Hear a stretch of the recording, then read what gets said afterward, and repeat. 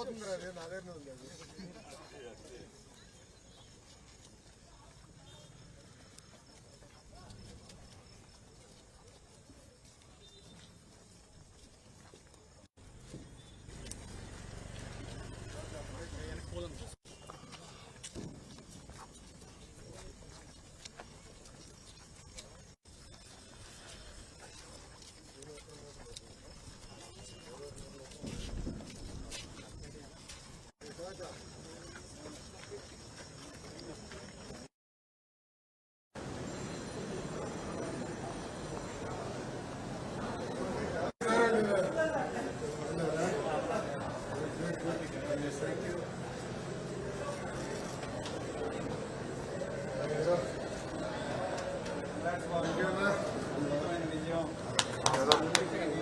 ఏదో పల్ల కొట్టాడు కదా 95,000 తిట్టుకుంటూ వస్తున్నా పల్ల ఫోన్ చేస్తే తిరిగి కొన్నారా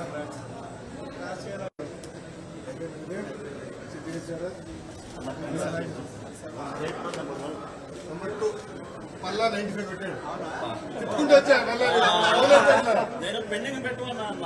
పల్లాది పెండింగ్ పెట్టి రీకౌంటింగ్ అవుతా ఇవ్వట్లేదు కొన్నారా గంట అయిపోయింది 90,000 థర్డ్ ప్లేస్ 90,000 అంటారా గంట గంట లేడా మనం 90,000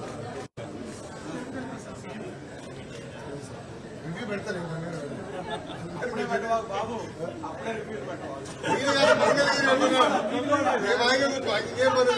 కంగ్రాచులేషన్స్ సూపర్ వచ్చిందన్నా ఖచ్చితంగా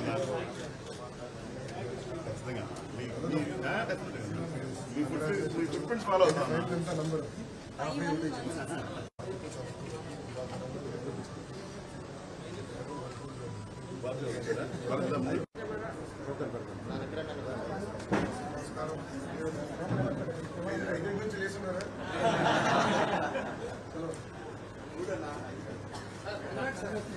అంతా కలుస్తాం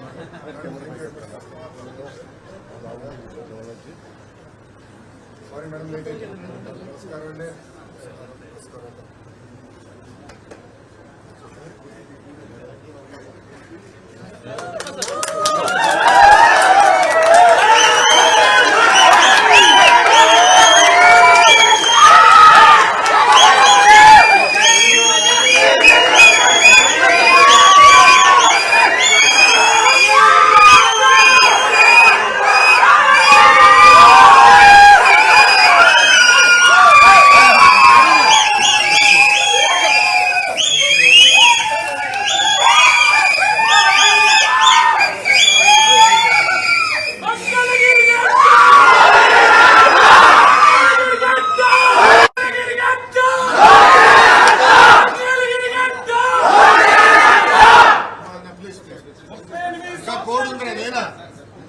కేసులు పడుతుంది అమ్మా నరేష్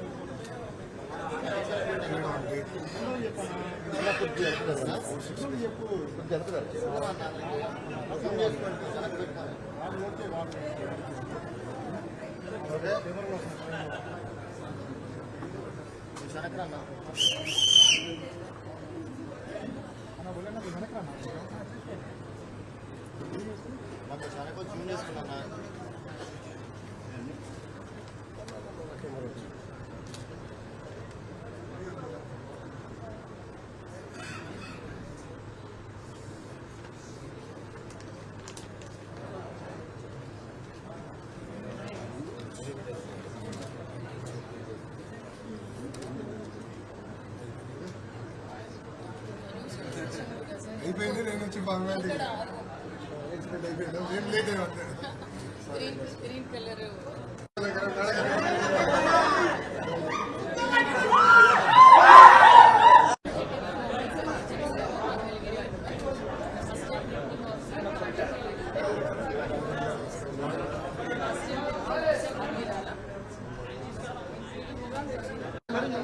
మేడం గారు రండి అమ్మా వచ్చేసి మేడం మేడం ఒకసారి మేడం సార్ సార్ ఒకసారి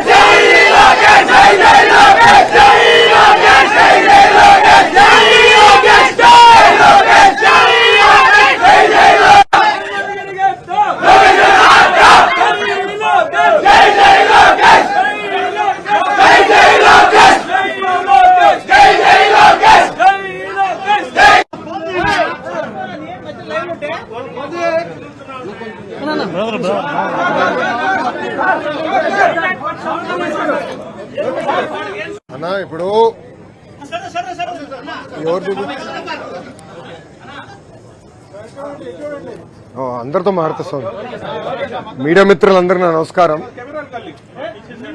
ఈరోజు ఆంధ్ర రాష్ట్ర ప్రజలు తెలుగుదేశం, జనసేన, భారతీయ జనతా పార్టీ పైన పవిత్రమైన బాధ్యత పెట్టారు. అది దారి తప్పిన రాష్ట్రాన్ని సరైన దారిలో పెట్టేదానికి, ఉద్యోగాలు లేని రాష్ట్రంలో ఉద్యోగాలు కల్పించేదానికి, సంక్షేమ అభివృద్ధి రెండు జోడెద్దుల బండిలాగా తీసుకెళ్లేదానికి ఒక పవిత్రమైన బాధ్యత మాకు ఇచ్చారు. ఆ బాధ్యతను నెరవేర్చడానికి ఆర్నిసలు మేము అందరం కష్టపడతాం, కలిసిగట్టిగా పనిచేస్తాం. ఆంధ్ర రాష్ట్రానికి పూర్వ వైభవం తీసుకొచ్చే బాధ్యత ఈ మూడు పార్టీలు కలిసిగట్టిగా చేస్తాయని ఆంధ్ర రాష్ట్ర ప్రజలందరికీ నేను ఈరోజు తెలియజేస్తున్నాను. ప్రత్యేకంగా మంగళగిరి నియోజకవర్గానికి వచ్చేగల 1985 తర్వాత మంగళగిరి నియోజకవర్గం పైన పసుపు జెండా ఎగరలేదు. తెలుగుదేశం, జనసేన, భారతీయ జనతా పార్టీ నాయకులందరూ కృషితో ఈరోజు 91,000 పైచిలుక మెజార్టీతో నేను గెలుస్తాం జరిగింది. ఇది ఈరోజు నాకున్న సమాచారం మేరకు ఆంధ్ర రాష్ట్ర చరిత్రలో 3వ స్థానంలో ఈ మెజారిటీ ఉంది. ఈ ఎన్నికల్లో అన్ని రికార్డులు సృష్టించింది తెలుగుదేశం, జనసేన, భారతీయ జనతా పార్టీ కూటమి. మొదటి స్థానంలో పల్లా శ్రీనివాస్ గారు, మా గాజువాక నాయకుడు, శాసనసభ్యుడు 95,000 మెజారిటీ గెలిచారనేది నాకు సమాచారం. రెండో స్థానంలో గంటా శ్రీనివాసరావు గారు భీమిలి నియోజకవర్గంలో దాదాపు 92,000 మెజారిటీ గెలిచారని, నేను మెజారిటీలో 3వ స్థానంలో ఉన్నాను. ఆనాడు చంద్రబాబు నాయుడు గారికి అన్నగా భావించే పవన్ అన్నకు కూడా హామీ ఇచ్చాను. ఎవరు ఊహించిన మెజారిటీతో నేను మంగళగిరి గెలిచి కానుక కింద ఈ సీట్ ఇస్తానని హామీ ఇచ్చాను. ఆ హామీని నిలబెట్టుకున్నా. దాని వెనకాల ప్రజల ఆశీస్సులు నాతో ఉన్నాయి, దేవుడు ఆశీస్సులు నాతో ఉన్నాయి. ఇంత మెజారిటీతో గెలిచిన తర్వాత మా పైన బాధ్యత పెరుగుతుంది, ప్రత్యేకంగా నా పైన బాధ్యత పెరుగుతుంది. మంగళగిరి ప్రజలకి నేను అనేక హామీలు ఇస్తాం కూడా జరిగింది. గత 5 సంవత్సరాలుగా వాళ్ళకి అనేక సంక్షేమ అభివృద్ధి కార్యక్రమాలు చేస్తాం కూడా జరిగింది. వచ్చే 5 సంవత్సరాలు వాళ్ళకి అనేక పనులు చేయాలి, ఇచ్చిన హామీలు నిలబెట్టుకోవాలి.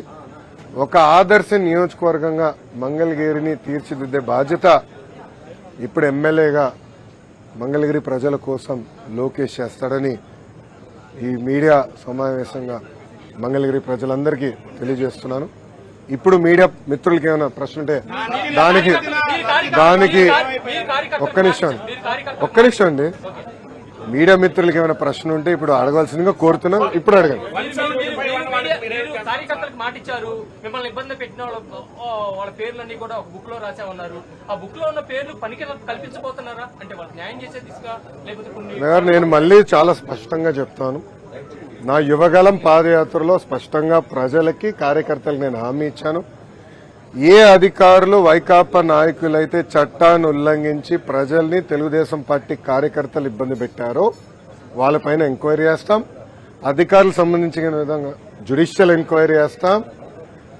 ఎంక్వైరీ నివేదిక మేరకు సర్వీస్ నుంచి డిస్మిస్ చేసి జైలుకు పంపించేదాని కూడా నేను వెనకాడను అని ఆనాడు ప్రజలకి చెప్పా, కార్యకర్తలకు చెప్పా. అది ప్రజలు ఒప్పుకున్నారు. అందుకే ఈరోజు ఎప్పుడు లేని విధంగా మనకు మ్యాండేట్ వచ్చింది. తప్పనిసరిగా ఇచ్చిన మాట, ఇచ్చిన హామీ నేను నిలబెట్టుకుంటాను. అండి వై నాట్ 175 ఉన్న వాళ్ళకి No, no, నేను వైకాపా దయచేసి వైకాపా నాయకులకి పార్టీకి సూచించే స్థాయి నాది కాదు. మేమేం చేస్తాం చాలా స్పష్టంగా చెప్పాం. కక్ష సాధింపులు, హెరాస్మెంట్లు, ప్రభుత్వ ఆస్తులు ధ్వంసం చేస్తాం, ఇది మాకు రాదు, మేము చేయం. ఇదంతా ఆ పార్టీకి తెలిసింది. అందుకే ప్రజలు ఈరోజు ఇలాంటి మ్యాండేట్ కూటమికి ఇస్తాం జరిగింది. సో మాకు ఇచ్చిన మ్యాండేట్ నిలబెట్టుకోవాల్సిన అవసరం 3 పార్టీల పైన ఉన్నాయి. ఎందుకంటే ఆంధ్ర రాష్ట్ర చరిత్రలో ఎవరికి రాని మ్యాండేట్ మాకు వచ్చింది, ఎవరికి రాని మెజారిటీలు మాకు వచ్చినాయి. ఆ బాధ్యత మేము నిలబెట్టుకోవాలి. ఉందాతనంగా ప్రజలకి సేవ చేసే దిశగా మేము పనిచేస్తాం. ఇచ్చిన ప్రతి హామీ నిలబెట్టుకునే బాధ్యత మేము తీసుకుంటాం. సార్, రాష్ట్ర చరిత్రలోనే మొదటిసారి మీ కుటుంబ సభ్యుల్ని టార్గెట్ చేసి అవహేళన చేశారు. వారి విషయంలో మీరు ఎలా ముందుకు వెళ్ళబోతున్నారు? ఇప్పుడు ఆనాడు శాసనసభ సాక్షిగా మా తల్లిని అవమానించారు. అది తట్టుకోలేక చంద్రబాబు నాయుడు గారు ఆనాడు శపథం కూడా చేశారు. మళ్ళీ ముఖ్యమంత్రిగా ఈ సభలో అడుగు పెడతానని ఆనాడు చెప్తాం జరిగింది. ప్రజలు అది గమనించారు. అందుకే ఇలాంటి మ్యాండేట్ మాకు ఇచ్చారు. మీరు ఈ ఎన్నికల ప్రచారంలో కానివ్వండి, గతంలో మేము అధికారంలో ఉన్నప్పుడు కానివ్వండి, ఎప్పుడు కుటుంబ సభ్యులు జోలికి వెళ్ళలేదు. వ్యక్తిగతంగా దొంగ కేసులు పెట్టి ఎవరన్నా జైలుకు పంపించిన ఆలోచన మాకు గతంలో లేదు, ఇప్పుడు కూడా లేదు.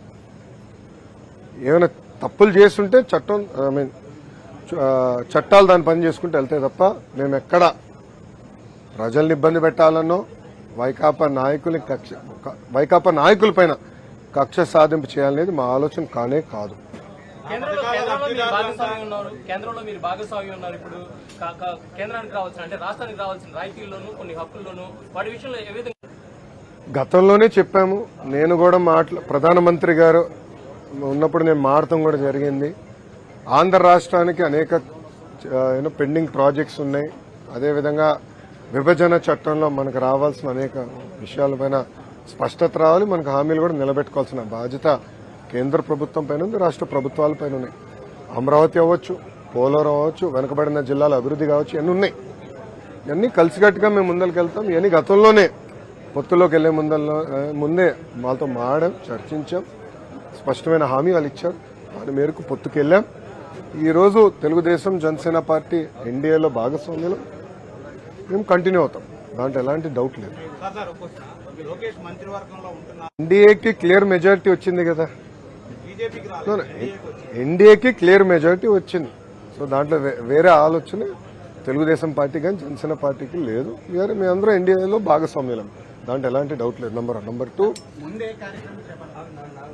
నా భవిష్యత్ అంటే నా పాత్ర ఏంటనేది అది మా అధిష్టానం, మా నాయకుడు చంద్రబాబు నాయుడు గారు నిర్ణయిస్తారు. అది నేను మాట్లాడే విషయం కాదు. ఓకేనా? ఒకే రాష్ట్రం ఒకే రాజధాని, అది అమరావతి. తెలుగుదేశం జనసేన భారతీయ జనతా పార్టీ నాయకులం అందరం కూడా ఆ మాట పైన కట్టుబడి ఉన్నాం. రాజధాని లేని రాష్ట్రానికి రాజధాని అవసరం.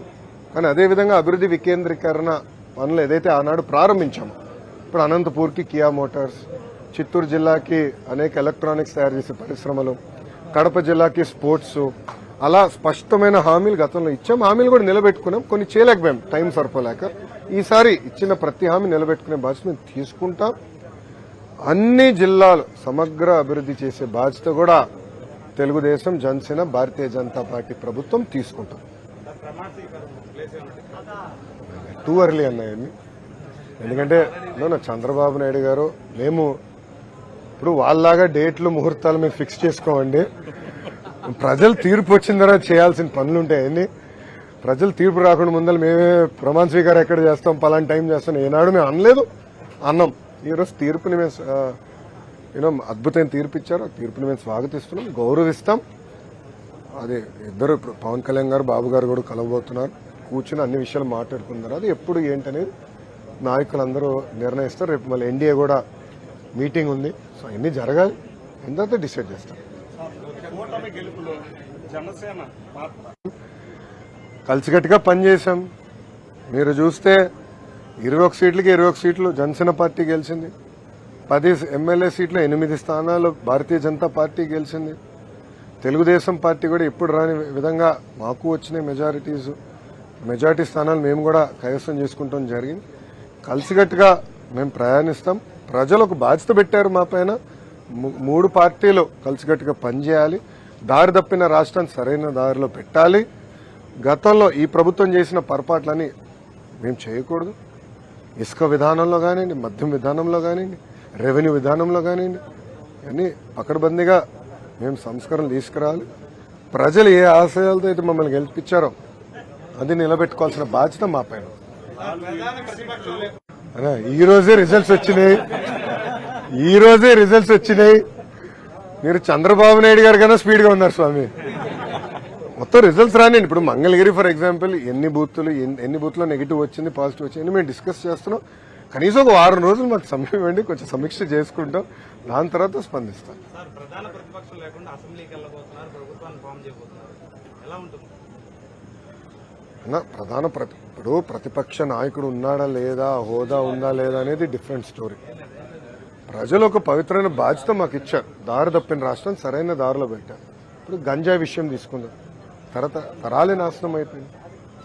అది మనం కట్టడి చేయాలి.